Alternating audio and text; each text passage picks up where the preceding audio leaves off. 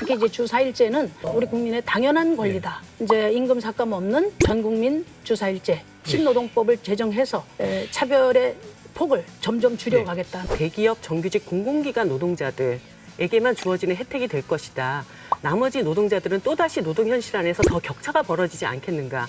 일자리 은행이라는 것을 두어서 시민들이 언제든 우리 지역에 필요한 일자리를 제안하고 기획하게 할 수 있는 공간을 열어둡니다. 그럼 일자리가 좋은 일자리가 되기 위해서는 직업으로서의 보람도 있어야 되고 의미도 있어야 되고 경제적인 효과도 있어야 되고 사회적인 평판도 어느 정도가 돼야지 좋은 일자리라고 할 수 있습니다. 대안 마련이 좀 필요하다고 생각합니다. 자, 첫 번째 질문은 심상정 후보께 드리는데요. 1호 공약으로 주 4일제 도입을 골자로 하는 신노동법 제정을 이제 천명을 하셨습니다. 네. 이게 이제 현재 근로기준법 체계에 문제가 많다라고 보셨고 그 폐지 이후에 포괄적인 이제 노동법의 제정을 얘기하신 건데요.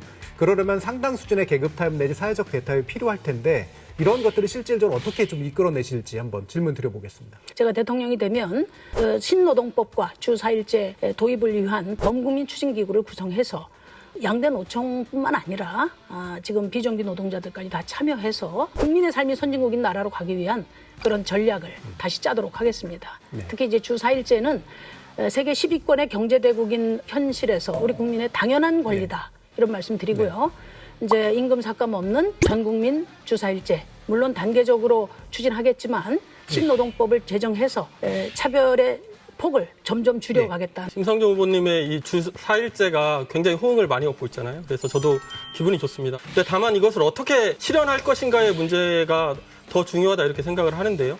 주 5일제를 도입할 때도 기득권이나 이제 기업의 반발이 적지 않았습니다. 무엇보다 이제 노동자와 함께 연대하는 것이 굉장히 중요할 텐데 심 후보님은 그동안 이제 이 사회운동과 연대 부분과 관련해서 좀 부족함이 많았다 이런 평가를 하고 있고요. 그래서 노동운동, 사회운동 세력과 더욱 굳건하게 연대하기 위한 방안이 필요하다 이런 말씀 드리겠습니다. 주 4일제 저도 동의하는 공약인데요. 이 공약이 딱 이렇게 국민들 앞에 회자되자마자 이런 이야기들이 있습니다. 대기업 정규직 공공기관 노동자들에게만 주어지는 혜택이 될 것이다. 나머지 노동자들은 또다시 노동 현실 안에서 더 격차가 벌어지지 않겠는가. 심지어는 또 임금 소득이 굉장히 낮은 노동자들은 주 4일제 시간이 되면 투잡, 쓰리잡, 알바를 막 뛰는 그런 사회가 오지 않겠나 이런 걱정들을 합니다. 이 노동시장 안에서의 어떤 격차를 줄여나갈 수 있는 해법을 함께 제시해야 된다고 봅니다. 저는 노동시간 단축 저의 꿈이기도 합니다. 하지만 주 5일제 도입 시기와 지금은 좀 상황이 좀 많이 달라졌다고 생각합니다. 지금은 노동 양극화와 그다음에 노동 안정이 지금 굉장히 중요한 화두가 되었습니다. 지금 주당 18시간 미만으로 노동하고 있는 노동자가 200만에 육박합니다. 이분들은 일자리를 구하지 못해서 투잡, 쓰리잡을 뛰고 있습니다. 반면 또 자영업자들 같은 경우는 주당 평균 53시간을 일하고 그중에 43%는 아예 지금 휴일도 없이 일하고 있습니다. 따라서 이제 주 4일제 앞으로 장기적으로 도입을 해야 되겠지만은 지금 정의당의 대표 공약으로 회자되는 거에 대해서는 조금 위험하지 않은가라고 생각을 합니다. 네, 우선 지금 플랫폼 노동자라든지 자영업자 이런 노동법 소외지구에 있는 이런 분들을 다 포괄하자는 게 제가 말한 신노동법입니다.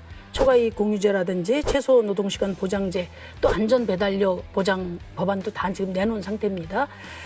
그리고 이제 아까 연대 이야기를 하셨는데 이번에 양대 노총뿐만 아니라 또 권리 찾기 유니언을 비롯한 여러 노동단체들과 신노동법 도입과 주 4일제 도입을 위한 연대전선을 구축하겠다는 말씀 드립니다. 그런데 지금 우리나라가 OECD 국가보다 1년에 한 달 더 일하거든요. 그럼에도 불구하고 122시간 일 시켜야 된다는 분, 주 50시간 또 중단해야 된다는 분, 이런 분들은 저 안드로메다로 보내는 게 우리 태양계를 위해서 이로울 것 같습니다. 예. 자, 이제는 김윤기 후보께 이제 질문 순서가 돌아가는데요. 김 후보께서는 이제 340만 개 정도 일자리를 새로 창출하겠다, 완전 고용 사회를 목표로 하겠다, 그러면서 참여형 일자리 보장제를 이제 공약하셨는데요.